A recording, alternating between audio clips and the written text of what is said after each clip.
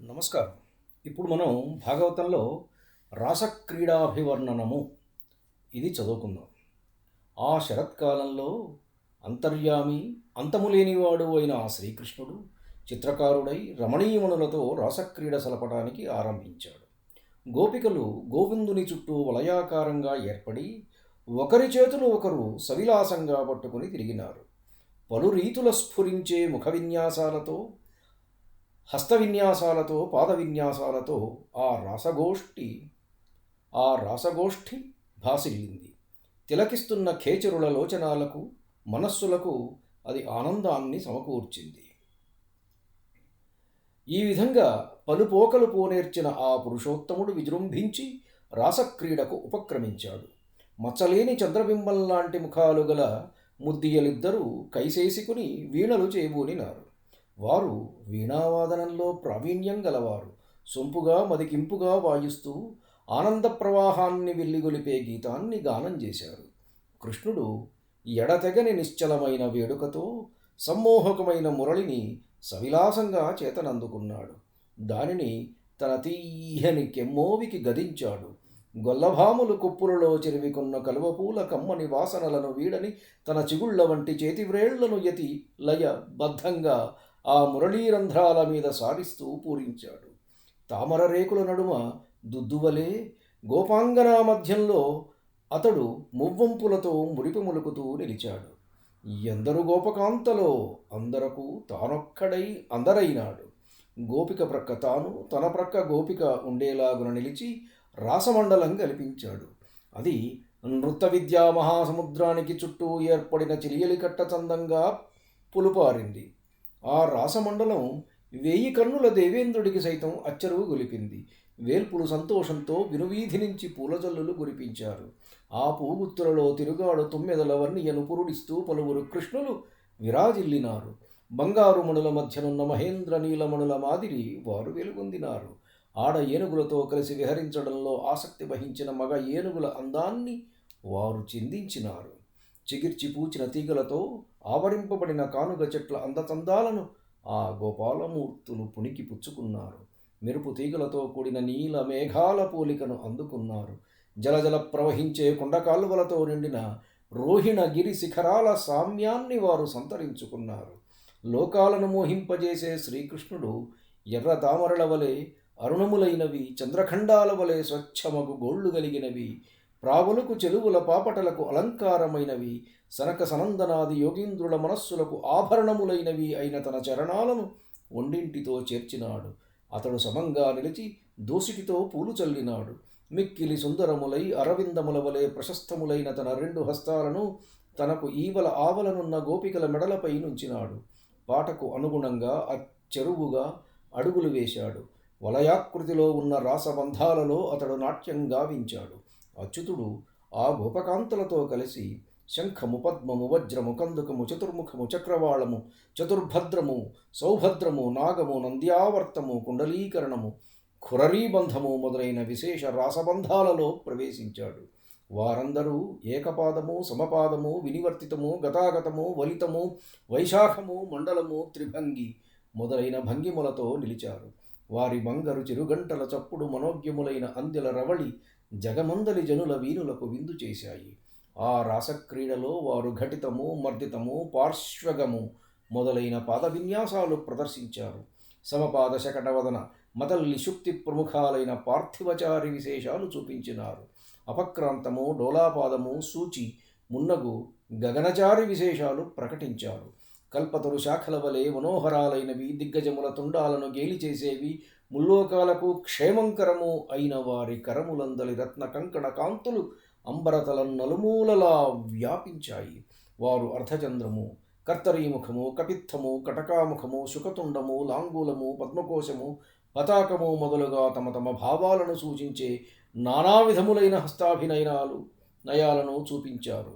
వారు నడుములందు ధరించిన బంగారు ఛాయ పట్టు వస్త్రాల అంచుల దీప్తులు దిక్కులనే ముగుదల మొగములకు పసుపు పూతలను పూసినాయి. ఆస్కందితము, భ్రమరము, శకటాసనము, మున్నుగా గల జానుమండల భేదాలను, అలాత దండలాత లలిత విచిత్రాది దైవమండలాలను వారు ప్రదర్శించారు. రమ్యములైన శంఖాల వంటి మెడలకు అందం సమకూర్చేవి, మిక్కుటమైన కాంతిపుంజం కలిగినవి, ఇంద్రనీలములు, వజ్రములు, వైఢూర్యములు అనే మణులతో కూర్పబడినవి అయిన హారాల శోభలు లక్ష్మీనివాస స్థానాలుగా ఉన్న తమ వెడద రొమ్ములపై పరిభ్రమించి చిక్కుపడగా వారు అంగాంతరము, బాహ్యలగ్నము, ఛత్రము మున్నగు భ్రమణ వైఖరులతో విలసిల్లినారు. కాంతిచే చంద్రమండలాన్ని జయించిన కుండల ప్రభలు అద్దముల వలె నునుపైన వారి చెక్కిళ్లపై చౌకళించాయి. వారు కటిభ్రాంతము, దండరచితము, లలాటము, తిలకము, మయూరము, లలితము, చక్రమండలము, నికుంచితము, గంగావతరణము మున్నగు కరణములాచరించారు. తెల్ల తామర పూల శోభతో ఒప్పెసుగు చూపులు దరిద్రుల దైన్యమును పారద్రోలుతూ ముగుదల కనులనే చేపలకు వలలై ఆవరింపగా వారు లలితము, కుంచితము, వికాసము, ముకుళము మున్నగు చూక్కులతో తేజరిల్లినారు. అనేక పూర్ణచంద్ర బింబాల అందానికి మందిరాలుగా ఉన్న తమ వదనాలలో నిర్మలమైన అనురాగాన్ని వారు ప్రస్ఫుటింపజేశారు. ఒప్పిదములైన నెమలిపురి కాంతులు కాలంగాని కాలంలో ఇంద్రధనువుల సంపును వెలవరించగా వారు నికుంచితము, ఆకుంచితము, కంపితము, ఆకంపితము, పరివాహితము, పరావృత్తము అనే శిరోభావాలు చూపినారు. కస్తూరి తిలకాలు దిద్దిన పలకల వంటి నదుళ్లపై అలకలు ఆవరింపగా వారు అపరాజితము, సూచికావిద్ధము, పరిచ్ఛిన్నము, విష్కంభము, రేచితము మొదలైన అంగవిక్షేపాలు ప్రకటించారు. అడుగులు, నడుములు, చేతులు, మెడలు ఆడించారు. ఇలా ఆ రాసక్రీడ చూపరుల మనస్సులకు ఉల్లాసాన్ని రేకెత్తించింది. అది దీప్తిగల ద్రవంతో అమృత సాగరం వలె శృంగార రసంతో పొంగారింది. అనురాగభరితమైన రామరాజ్యం విధంగా శంకరాభరణాది రాగాలతో నిండిపోయింది. కలువులకు ఆనందం సమకూర్చే నిండు చంద్రుని సంతంగా భూమండలానికి సంతోషాన్ని సంధించింది. తుమ్మెదల గుంపుతో నందనవనంలాగా భ్రమరం మున్నుగా గల హస్తాభినయ విశేషాలతో అలరారింది. అభ్యుదయంతో కూడిన అభిమానవంతుని మనస్సులాగా ఉత్తరోత్తరాభివృద్ధితో ఒప్పెసలారింది. నానా ప్రకారములైన ప్రబంధాలు కూర్చే చతురుడైన కవి విలాసంలాగా ప్రకృష్టములైన నాట్యబంధాలలో విలసిల్లింది. వసువులతో, దేవతలతో, నందనవనంతో చెలువారే దేవలోకం తీరున వసుదేవనందనుడితో పూజనీయమైంది. సదాచారవంతుని నడవడిలాగా అవనీమండలానికి, ఆకాశమండలానికి అలంకారమైంది.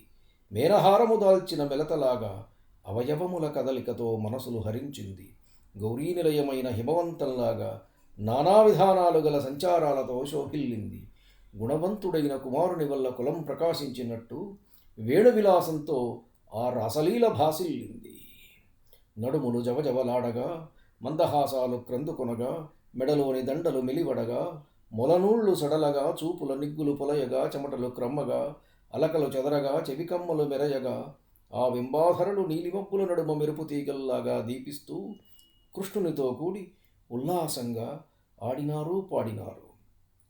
మచ్చలేని చంద్రుని వంటి మోములు గల ఆ మచ్చకంటులు కమలాక్షునితో కూడి చక్కగా నాట్యం సల్పే వేళ వారి నడుముల చిరుగంటలు, కాలి అందెలు, కరకంకణాలు గలుగల్లుమని మ్రోగుతూ చెవుల పండువ చేశాయి.